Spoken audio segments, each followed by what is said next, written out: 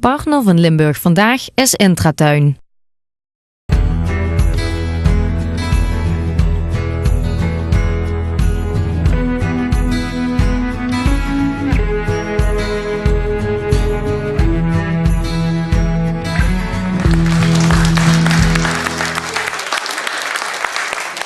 Welkom bij weer een nieuwe uitzending van Limburg Vandaag vanuit de Intratuin in Gielen. We hebben vandaag natuurlijk weer bijzondere gasten in de show. Zo hebben we onder meer immers de verzameld muizenvallen. Bijzonder verhaal. Daar willen we alles meer over weten. We begonnen in de kerstsfeer samen met Romeo van de Intratuin. We hebben ook hele mooie kerstmuziek.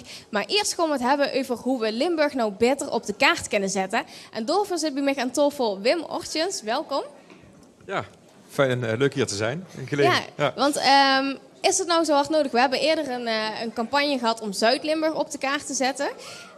Dat kan de mensen thuis eigenlijk niet ontgaan zijn. Nee. Maar waarom is het nou zo hard nodig om Limburg op de kaart te zetten? Nou, het is nodig omdat wij de ambitie hebben in dit gebied om aansluiting te vinden op die Brainport-agenda. Dus we gaan hier samen met heel Limburg en de regio Eindhoven gaan we binnen nu en 10 jaar behoren tot de top 10 van toptechnologische regio's in de wereld. Ja, echt een kennis. Ja, nou, daarvoor moet je wel mensen hebben die banen kunnen draaien. Dus het gaat over kenniswerkers, 4000 mensen erbij, 20.000 in totaal over die hele periode. En dat is natuurlijk toch heel erg belangrijk, want dat is je belangrijkste brandstof, zeg maar, van je economie. Zijn die mensen die er moeten draaien. Nou, en je ziet dat dit gebied natuurlijk vergrijst. Mm-hmm. Dat dus je aandeel werkende, zeg maar, verkleint. En wil je mensen vasthouden en vervolgens ook aantrekken, die volgorde. We zeggen altijd, alles wat je vasthoudt, hoef je niet meer aan te trekken.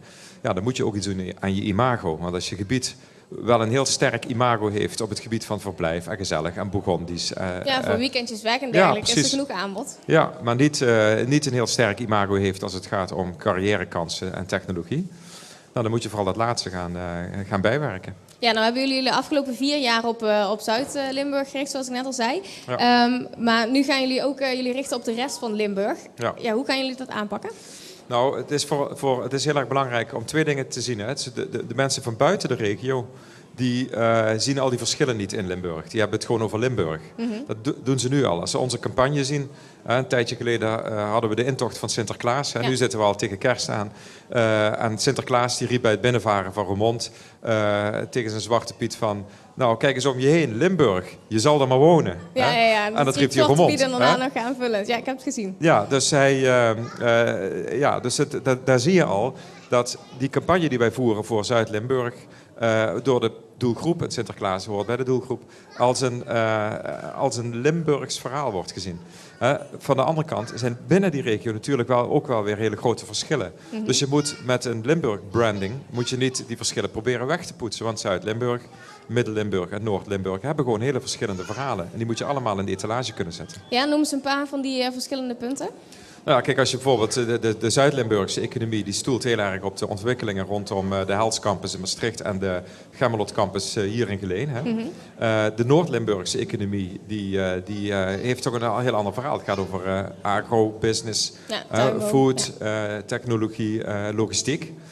Opereren veel meer op die Oost-West-as. Rotterdam, Düsseldorf, waar Venlo natuurlijk middenin ligt. Ja. Dat zijn 2 totaal verschillende verhaallijnen. Midden-Limburg, het succes ook van Roermond, met zijn winkelaanbod. Maasplassen. Dat is ook echt een ander verhaal. Maar dat wil nog niet zeggen dat je die verhalen niet kunt verbinden want het is wel allemaal Limburg. Het heeft wel met Limburg te maken. Ja, want u gaf net aan, voor de rest van Nederland is het vooral inderdaad Limburg. En het is niet zozeer een deel van Limburg, Zuid-Limburg of Midden-Limburg. Maar Limburg wordt toch vaak gezien als de uithoek van Nederland. Ja, dat is niet heel positief voor ons. Hoe probeert u dat te veranderen? Nou, dat is inderdaad. Het is goed dat je dat zegt. Hè. Dat is ook wat ons bindt. Hè. Dat imago van, het is ver weg, het is perifeer, het is ver afgelegen. Hè. Het is het einde van de wereld. Dat is natuurlijk niet zo. Hè. Feitelijk zijn wij het hart van een Europese regio. Ik noemde net al Düsseldorf, maar we hebben ook Aken, we hebben Luik. Hè. Dat zijn allemaal de hele EU-regio. Dus het positioneren van dit gebied als een kernland, een kernland van een groter Europees verhaal, is natuurlijk cruciaal. We zijn niet het einde van Nederland, we zijn het begin van een veel groter verhaal. Ik zeg altijd, de Randstad heet niet voor niks de Randstad. Want het ligt echt aan de rand van Europa. Niks mis mee trouwens, want de Randstad is een groot succes. En het is een fantastisch gebied en een geweldige steden. Maar als je het echt hebt over rand, en periferie en centrum, dan liggen wij veel meer in het hart van Europa. En daar moeten we ook veel meer gaan gebruiken de komende tijd. Dus je zult zien, de komende jaren zal Limburg zich veel meer positioneren als een grenzeloze regio, als een onderdeel van een groot Europees verhaal. En nou, je ziet het nu al gebeuren met zo'n culturele hoofdstad, zo'n project. Dat is natuurlijk al heel erg cruciaal. Ja, we hopen dat in 2018 naar de Maastricht te halen natuurlijk. Dat is, en kijk, het gaat door of het gaat niet door. In beide gevallen is het gewoon onvoorstelbaar belangrijk om die identiteit door te zetten. Hè? Dus het feit dat die een culturele eenheid vormt in die regio, dat er ook grote verschillen zijn, maar dat die verschillen samen weer tot een nieuw verhaal maakt dat dit gebied echt een grenzeloze regio is. En dat is denk ik heel erg belangrijk. Ja, nou kan ik me wel voorstellen dat... Ja, we zitten op dit moment nog met een regeerakkoord. Wat de vraag is wat daar nou precies mee gaat gebeuren. Ja, daar hebben we allemaal last van. Ja. En inderdaad de bezuinigingen die daarbij komen kijken. Is het niet lastig om daar dan even goed een positieve campagne voor te... Nou, je ziet dat het interessante van dit gebied is dat er nog zo ongelooflijk veel groeimogelijkheden zijn. Hè? Als je bijvoorbeeld alleen al kijkt naar de carrièrekansen. We hebben niet zo'n heel erg hoge werkeloosheid hier, maar we hebben wel er last van dat mensen niet zo makkelijk van de ene baan naar de andere kunnen. Als je die grenzen openmaakt, dan ontvouwt zich een compleet nieuwe wereld. Een enorm aanbod aan banen in de regio Aken, in de regio Düsseldorf. Maar dan gaan ze toch eigenlijk weer net buiten Limburg? Nou, wij willen natuurlijk dat ze hier komen wonen, maar mensen willen wel een carrière. En het is natuurlijk prachtig om bij OC of bij DSM of op de Gemmelot Campus bij al die nieuwe start-ups te kunnen werken. Maar het is ook prachtig om daarna verder te kunnen. Voor het verder moet je die grenzen over. Dus het ontgrenzen, zoals wij dat noemen. En er staan ook dingen over in het regeerakkoord. Dat is onze toekomst. En wat je ziet is dat je in dit gebied dan nog echt een hele wereld te winnen hebt. Er kan nog ongelooflijk veel ontwikkeld worden. Dit gebied is nog lang niet af. Dus het is echt een ideale regio, ook voor pioniers. Voor mensen die iets willen maken van hun leven. En die kansen gaan benutten. En ja, wat dat betreft is er voor Limburg op de langere termijn... Ja, is het alleen maar een heel, heel positief en optimistisch verhaal. Ja, nou is de bedoeling natuurlijk dat de komende tijd met allerlei campagnes, neem ik aan, weer de boodschap naar buiten wordt gebracht. Nou, het interessante is, kijk, campagnes, het is goed dat je dat vraagt, zijn vooral in het begin van zo'n brandingperiode essentieel. Ik zeg altijd, het merk Apple, we kennen het allemaal, heeft 20 jaar lang eigenlijk niets anders gedaan, van 1980 tot 2000, dan campagne voeren. Daarna kwamen de producten. Nou, wij zitten ook in zo'n fase dat we nu dat campagne voeren, dat gaan we wat minder doen. En we gaan meer naar de inhoud. Dus de dingen die goed zijn en die we kunnen laten zien. Al die technologische ontwikkelingen bijvoorbeeld, die agenda, die Brainport-agenda, die voor het voetlicht brengen, dat is cruciaal. Ik noemde net al zo'n Maastricht culturele hoofdstad. Al die banen, al die carrières die er liggen in Limburg, maar ook net over de grens, binnen 1 uur reistijd van dit gebied, die positioneren, die in de etalage zetten. Dat wordt de komende jaren de belangrijkste activiteit, zodat je ook echt... Op lange termijn dat je ook echt bewijst wat je beweert. In dit vak, in branding, marketing, is dat heel erg belangrijk. Bewijs wat je beweert. Nou, je mag best, en dat moet ook, je moet beginnen met een flinke in de bus te blazen met communicatie en campagnes. Dat hebben we ook gedaan. Die hebben ook heel veel effect gesorteerd. Je ziet dat het imago van dit gebied heel erg gestegen is. Maar nu moet de inhoud het gaan overnemen. Nou, we gaan het in elk geval volgen, want over welke termijn verwacht u dan resultaat over deze nieuwe aanpak? Nou, je ziet, het is geen nieuwe aanpak. Het is een logische voortzetting, vervolg van de bestaande aanpak. Je ziet nu het resultaat al heel duidelijk als je kijkt naar imagometingen. En dat moet door, want we hebben gezegd van er zijn 2 hele belangrijke aspecten in ons imago. Het Burgondisch, het gezellige, het leuke. Nou, dat scoort hoog en we willen dat andere, dat economische, technologische, willen we op gelijke voet brengen. Zodat die regio heel duidelijk 2 gezichten kan laten zien. Nou, en daarvoor zijn we nog wel even bezig, maar we zijn in ieder geval op de goede weg. Nou, we gaan het inderdaad dus volgen. Ik ben benieuwd dat er in elk geval vanuit de rest van Nederland maar veel mensen deze kant op mogen komen. En dat het goed mag gaan met de economie. Zo is dat. Hartelijk dank voor de toelichting. Graag gedaan. Dan gaan wij hier verder met de gezellige kerstsfeer die hier in de studio zit. Namelijk, we hebben natuurlijk de artiest Danny Everett. Zometeen zien we hem nog een duet zingen samen met Charlie. Maar deze keer zingt hij even alleen en hij zingt At Christmas, I'll Be Home Again.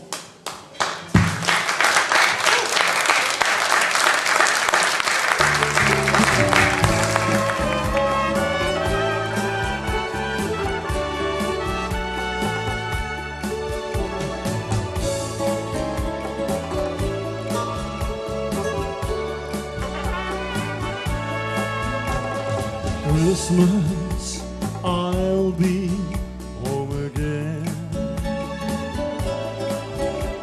and sing a special song on Christmas Day. Wonder if you still can hear our Christmas song. All the memories we had left in the past still makes me sad. At Christmas I'll be home again. At Christmas I'll be home again. The quarrel that we had, I thought, will never end. I wonder if you still can play our Christmas song. Snow is falling down, children singing Silent Night. At Christmas I'll be home again. I never realized that our love could end someday. I never thought the things we had would be so true. Oh, you'll be happy wherever you may go. Oh God, ask me what I'm gonna do, 'cause I don't know. Christmas I'll be home again. Sing a special song on Christmas Day. I wonder if you still can play our Christmas song. All the memories we had left in the past still makes me sad. At Christmas I'll be home again.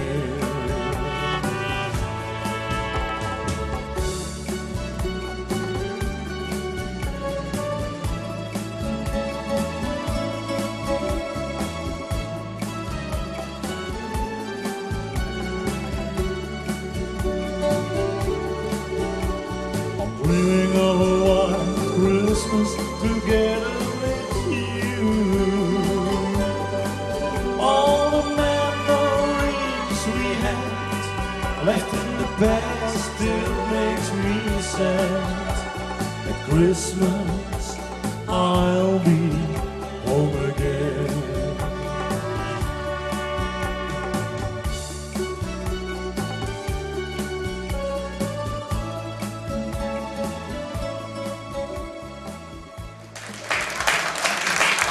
Mijn volgende gast van vandaag heeft wel een heel bijzondere hobby. Hij verzamelt namelijk muizenvallen. Het is Gerrit Hemelman uit Brunsum. Welkom.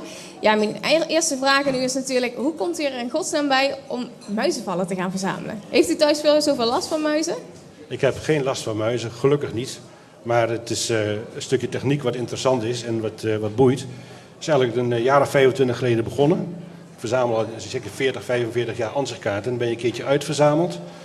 Je vindt niks meer op beurzen. Je komt er wat anders tegen. Het blijkt een muizenval te zijn. Ansichtkaarten zijn inderdaad ook wel heel iets anders dan muizenvallen natuurlijk. Ja, dat weet ik. Maar als je het verzamelvirus in je hebt, dan hoef je maar 1 of 2 andere dingen te hebben en je bent verloren. Dus ik vond een tweede val en dat was het begin van de verzameling, 25 jaar geleden. En u heeft nu zo'n 400 exemplaren? Tussen de 300 en de 400. Ik weet het niet precies. Meestal zit ingepakt, kan het allemaal niet kwijt. Jeetje, maar u probeert ze toch niet allemaal uit, hoop ik, hè? Nee, durf ik niet en lijkt me ook niet zo geschikt. Daar gaat het ook niet om. Nee. Het is, want hier staan heel bijzondere exemplaren. Ja, ik ken natuurlijk gewoon de eenvoudige opzet van de muizenval. Maar kunt u er een paar toelichten? Nou, wat wel een heel bijzondere is, dat is deze verdrinkval. Misschien kan ik even aanwijzen. Aan de zijkant hier komt aas in, aan de kleine vakjes hier aan de zijkant. Ja? Het klepje staat open, de muis gaat naar binnen. Er zit een wip in. Zodra die erop is, valt het klepje naar beneden. De muis kan niet verder, kan alleen maar naar boven. En komt hier weer op een wip, valt in de bak met water en verdrinkt. Maar zodra hij hier op de wip zit, bovenin, trekt hij dus vanzelf de val weer open voor de volgende. Dus voor de hele familie. Jeetje, nou, dat was 1. Nou, we hebben nog meer hier liggen natuurlijk. Ik ben benieuwd. Nou, dit is ook een hele fraaie. Dit is uit de jaren 30. Het is een Duitse val. Er zit een snoertje aan, zoals u ziet. Het is een elektrische val. Het is de voorloper van de grill, kun je wel zeggen. Ja? Als ik hem open doe, ziet u daar een heleboel draadjes lopen. Dat is een rooster. Dus hier, middenop wordt het aas gezet, waarop de muis natuurlijk op afkomt. Je kunt hem aanzetten, er zit een zekeringetje in. Ga dicht, de muis kruipt erin. Zodra die op het rooster is, hebben we kortsluiting en hij wordt gegrild. Het is over en uit. En een lekker geurtje wat er... Ik denk het, ik heb het nooit geprobeerd, ik zou het niet weten. Heel luguber allemaal. Ik vind het erg bijzonder. Ja, ik kan me voorstellen, want waar heeft u die 400 exemplaren allemaal staan? Nou, ik heb op mijn, wat dan heet, werkkamer, heb ik een paar vitrines. Er staan natuurlijk de mooiste exemplaren in, of de bijzonderste exemplaren. En ja, voor de rest op zolder in dozen, tot er weer wat anders is met exposeren, dan moeten ze er maar eens weer uit. Maar ja, de mensen die bij u thuis op bezoek komen, ja, hoe reageren die erop dan, als ze dat zien? Nou, dat is verschillend. De mensen komen of om te kijken en voor de rest vinden ze me, ja, laat maar gaan. Hij zit daar boven in zijn hok. En, Ieder zijn hobby. Ieder zijn hobby. Ieder zijn hobby. Nou, en dan zie ik hier nog een paar mooie exemplaren. Kunt u daar nog iets over vertellen? Ja, dit is een slagval. Ongelooflijk sterk. Het rooster gaat naar boven. En zodra er uit het aas gehaald wordt, slaat hij naar beneden en ja, blijft niks van de muis of blijft helemaal niks meer van over. Diervriendelijk zijn ze niet, hè? Nee. Nee. Maar, deze is wel diervriendelijk. Dit is een levend vang. De muis komt erin en door het rooster wat er binnenin zit, kan die niet meer naar buiten. En dat is ja, een kwestie van loslaten buiten. Maar dan heb dan je kun hem je toch hem nog vrij laten de natuur in. Maar dan heb je hem toch weer binnen, hoor. Dan heeft hij toch weer Echt binnen. wel, Nou ja, ik gun het diertje natuurlijk wel het leven. Dus dan zou ik toch daarvoor gaan, denk ik. Maar met deze verzamelaar heeft u meegedaan aan de Dutch Collector Award, hè? Dat klopt, ja. U heeft even bij de finalisten gezeten. Ik was bij de finalisten. Ik ben het helaas niet geworden. Want welke verzamelaar heeft het dan? Een collega-verzamelaar die verzamelde sprinklerkoppen. En Sprinklerkoppen. dat zijn van die apparaatjes die hier ook waarschijnlijk hangen voor het blussen van branden. Ja, die is het geworden. Nou ja, ik moet zeggen, dit spreekt me toch iets meer in de verbazing qua verzameling dan sprinklerkoppen, eerlijk Denk het gezegd. wel, ja. Maar niet teleurgesteld? Nee hoor, waarom? Het is ieder zijn hobby en er zijn andere mensen die erover beslissen wat leuk is of wat niet leuk is. Ik vind het prima. Ik heb een hele leuke dag gehad daar en ik vond het prima. Oké, maar ja, hoe komt u nou aan al die vallen? Nou, vroeger uiteraard op beurzen, als je nog eigenlijk met niks begint, dan is alles nog nieuw. Op een gegeven moment is dat natuurlijk een keertje over. En het is nu toch een kwestie van internet, eBay met name. Dus Amerika, maar ook het Oostblok en Oost-Europa zit ook heel veel vallen. En dan probeer maar te vinden. Is het moeilijk? Ja, erg moeilijk. Ja. Zeker als je dan een... Dat zie je niet dagelijks natuurlijk. Nee, en als je al zo'n verscheidenheid hebt, dan is het erg lastig om er nog wat bij te vinden. Maar het maakt het wel spannend. Maar stel mensen thuis hebben nog een bijzonder exemplaar liggen, dan is het welkom? Altijd. Het past nog in de vitrine? Altijd. Ja, Oké, dus laat maar mensen rustig thuis? komen. Ja, mocht u thuis een bijzonder exemplaar van een muizenval hebben liggen, laat het dan weten. Mail ons naar limburgvandaag@tvl.nl. En wie weet komt er dan nog een mooie exemplaar bij u terecht. Ja. Nou staat daarachter in de hoek nog een heel bijzonder exemplaar. Ja, daar wil ik toch eigenlijk wel mee eindigen als ik het goed vind. Ja, Vertel eens het verhaal erachter. Dat is een zogenaamde pletval. De muis kruipt in het hok, in de bak hier. Daar zit een wip in. Zodra die erop komt, dan moet je zich voorstellen aan de binnenkant staat hij erop, valt deze naar beneden. Ja? En dan is er dus niet veel meer van over. Dan is er niet veel meer van over. Nou, ik ben blij dat u ze in elk geval thuis niet uitprobeert. Nee, echt niet. Nee, nou, dank u wel voor de komst en om dit met ons te delen. Wij gaan even bijkomen bij de reclame en straks zijn we natuurlijk bij u terug met nog veel meer bijzondere verhalen in deze uitzending. Tot straks.